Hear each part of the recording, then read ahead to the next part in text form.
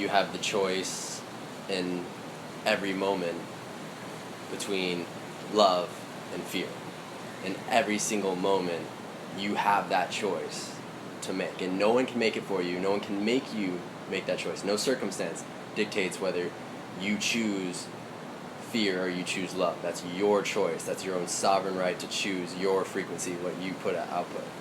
And just knowing that you have that choice and knowing that your reality will literally be created out of that energy. So be better at choosing love, even in situations where we are more likely to choose fear.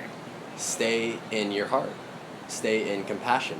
No matter what you're experiencing, no matter what comes your way, stay in your heart and try to stay out of ego, which is the mind, which is the illusion, the distortion. Stay centered in the singularity of your heart and make a choice from there.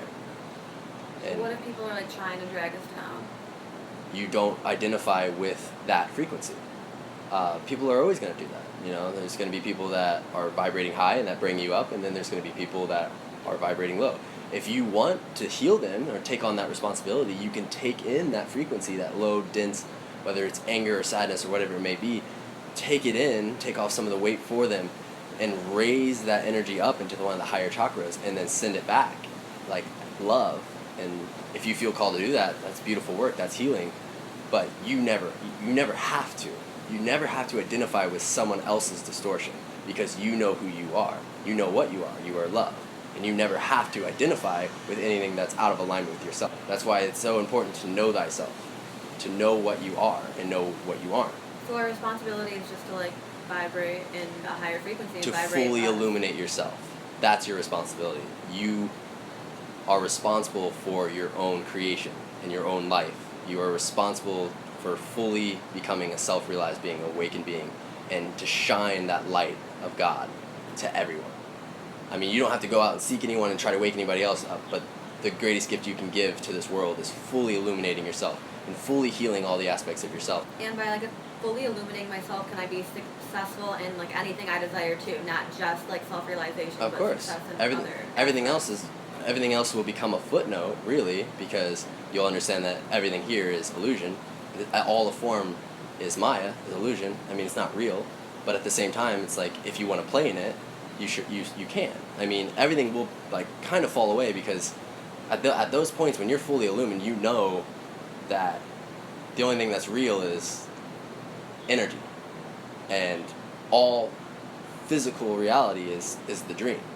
And that's what it is to really be awake and really know that, because you vibrated out of just the physical focus, this bandwidth. You understand like what is real, but you can densify and come back into the dream and still play the game. And you can help people in their ego, help them get their conduit, their vessel, healthy, so that they can receive the frequencies of God, and if that's what you so choose. But yeah, you can use your expanded awareness, consciousness, for anything, you know. Yeah. But everything eventually will fall away, because the more you rise, all density will fall away.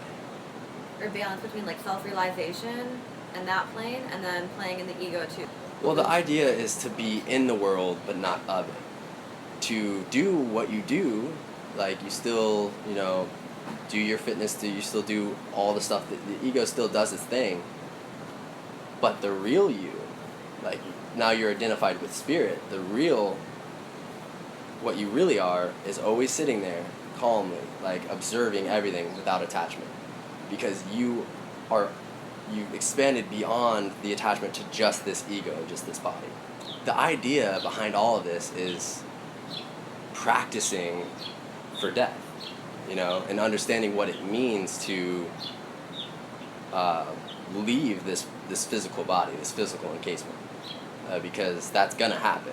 And most people just, you know, put it off, you know, and they don't realize eventually all the walls around you are gonna fall down. And people are afraid of that because they've been in this box, they've been in this little thing with 5 holes, 5 senses, you know, their whole life. All information's come to this little dot. It's like, you know, letting go of this reference point is a really big deal. Yeah. So what do you mean by that? Like all the walls are gonna fall apart? I don't understand. Okay, so your infinite consciousness siphoning through a lens, an ego, into basically a little box. And this box is your ego, your body. It has 5 holes in it, 5 senses, 5 ways to feel out into the world and experience this world. The walls of those boxes are eventually going to, come down, and you're eventually going to expand back to your natural state. But everyone's running from that because it's scary. Wow. Because we've been encased in this body our entire lives. We've completely submerged ourselves in darkness, not knowing. We got everything from our surroundings. You even started picking up your language from your mother's stomach. All information, all light came to that single point, Chloe. And to remove that reference point is huge, because it's a psychological death. Yeah. But I mean, if you can do that without damaging this vessel to the point where you can't come back, you'll start to understand what it is to come out and come back in. One of the main things about awakening process and expanding your awareness and consciousness is being able to consciously leave your body at will. And because this is only a prison if you're not able to leave this vessel at will and expand back to your natural state. Because it's totally liberating to remember that you're all that is and ever was and ever can be, forever, infinitely, and to know that, it's not a thought, you experience it, and then you're like, okay, I'm going to choose to identify and siphon and back through Jake. I have all this gratitude for this body. It gives me a way to bring heaven to earth. It gives me a way to express source in a way that only I can. Because there's nothing like me in all of creation. There's nothing like you in all of creation.